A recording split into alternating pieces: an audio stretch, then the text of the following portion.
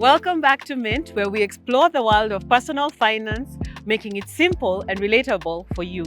Whether you're looking to earn, spend, save or invest, we've got you covered.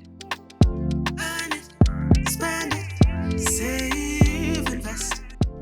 On this week's Inside Hustle, we find ourselves in a yoga studio, where while on our mats, we meet a certified and traveling yoga teacher from France, Leopoldine Fonrose, who stumbled into yoga and has never looked back. Leopoldine's yoga journey began with a glass of wine. Now the yogi is making a living as a yoga teacher. Here is her story. It's a few minutes before 10 a.m. Inside the yoga studio at Sweat Studio, a gentle hum from the humidifier fills the space with a warm, dense mist. The heat is starting to build up. Rows of yoga mats are neatly arranged and spaced out on the floor. A 2-hour Bikram masterclass is about to begin. A certified and traveling yoga teacher from France, Leopoldine Fonrose, stumbled into yoga and has never looked back. I got a friend, a very good friend of mine, an English friend, and it was a Sunday, so I asked her to come with me and share a glass of wine. And she told me, no, I cannot because I'm going to yoga. So I said, okay, just cancel your yoga and come with me. And she told me, no, we're going to do something else. You come with me to yoga, and then we will go and we share this glass of wine.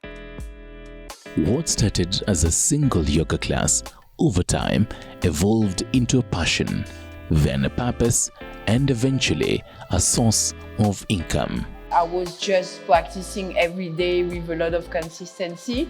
And the owner of the studio asked me if I would like to become a yoga teacher, and I laughed. And I said no, because I don't like people to tell me what I have to do. So I hardly can see myself telling people what they have to do. So it was a no. And 3 months later, he came back asking me if it's still no. And he told me, you know, you're not saying it the right way. You are not telling people what they have to do. You are helping them to practice. And you told me you felt so much better. You are just helping them to feel better as well. So from this point of view, it appears for me that it would be a good idea, but the teacher training was very expensive. So I have to think about it. But finally, it's an investment. It's an investment. I did it, and I really don't regret that I've done this Bikram yoga teacher training. Yoga is one of the fastest growing activities in Kenya's health and fitness culture, and Leopoldine is riding the wave one posture at a time. There is more and more people practicing. Studios are opening all over the town, and all of them are working, the good one. They are working. Kenya is the only country in the world where I've told that you have class 6 a.m. and people are coming to practice at 6 a.m.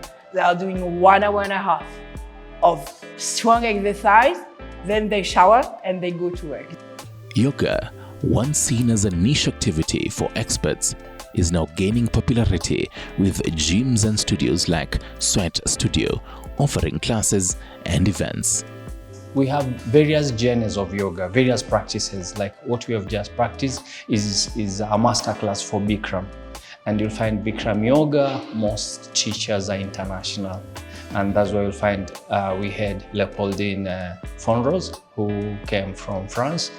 In Nairobi, where she has been living alternately for the past 4 years, Leopoldine teaches Bikram yoga, a form of hot yoga that involves a series of 26 poses practiced in a 40-degree room with a 40% humidity. With its growing popularity, yoga attracts a variety of stereotypes and misconceptions that obscure its true nature. Some of these stereotypes include the idea that it's only for slim people, for flexible individuals, and that it is a religion. So the first time I came, I had to do a lot of explanation about this, about the fact that yoga is not another religion that I will force you to practice. Anyway, yoga is not a religion. It's more philosophy of life. And it's additional to any religion you choose. Leopoldine's yoga journey began with a glass of wine. Now, the yogi is making a living as a teacher. Her story is proof that with a lot of practice and consistency, passion can pay. Earn it, spend it, save, invest. As a young girl, Connie Aluoch watched her grandmother stitch and crochet, and this sparked an interest that would blossom into a lucrative career she practices today. Connie is an image consultant, corporate trainer, entrepreneur, fashion lecturer, influencer, and fashion stylist with experience working in Kenya and internationally. So what sparked my interest in fashion? Interesting. I think it goes back to my late grandmother. She's called Mama Tabitha Aluoch. She was very good in stitching and crocheting and home science. And then I think also a lot of influence from my parents because they like to dress up when they're going for different occasions. So I think when I was a young girl, I used to just sit on their bed and I watch them dressing up because even my dad, he has his own swag, you know. And my mom is very keen on fashion, even my older sister. So I think it was within the family, I would say, that all this began. Connie Aluoch is an image consultant, corporate trainer, entrepreneur, fashion lecturer, influencer, and fashion stylist with experience working in Kenya and internationally. She trains corporate professionals on image and personal branding. According to her, one of the biggest mistakes people make when it comes to image is the first impression. The most important thing we must remember is first impressions are everything. Whether it's you're going for a meeting, you're turning up late, how you're dressing, how you talk to someone, even on email, even the first communication on the phone.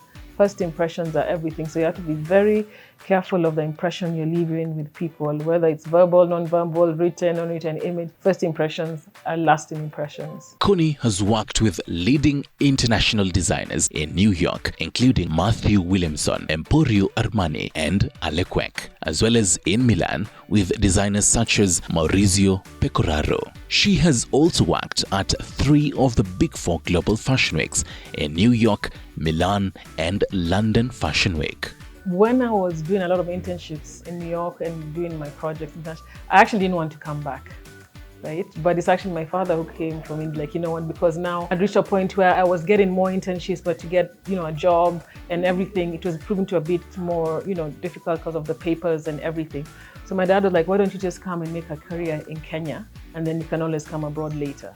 So, you know, I wasn't too keen because I was like, but what am I going to do in Kenya? What are the opportunities? But I think that's the best decision I've made because I've been able to come back, build a business, build a brand, and now I do work both locally and internationally. Connie holds a diploma in fashion design and garment making from the Evelyn College of Design in Nairobi and a Bachelor of Fine Arts degree from the Fashion Institute of Technology in New York. Additionally, she has a master's degree in fashion styling from Istituto Marangoni in Milan, where she was appointed as the first African fashion tutor. 10 years ago, she never thought that she could start her own fashion line, teach a costume course at USIU, or see her styling on TV. One of the best things I did was to go to STARTIMES Business School. I did a course for business owners called Owner Manager Program. And there they review each candidate and delegate in the program. You know, they ask me, what do you do? How can you create various ways of income? And to be honest, that is where my personal branding journey began.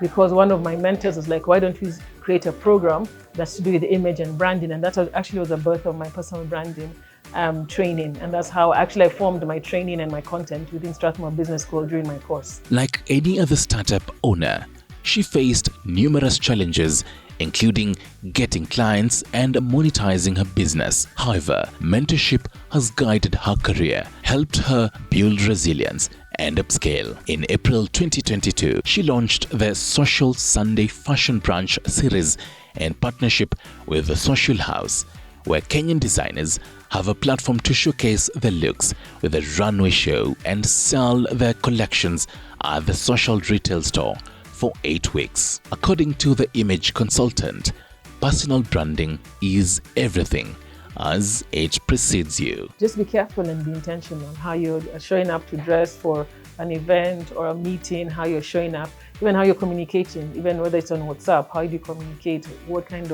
how are you framing your message? What is your email like? Is it all in caps lock? So that you're shouting at someone. So your communication, everything you're doing, you have to be conscious of, you know, the impression you're leaving with someone.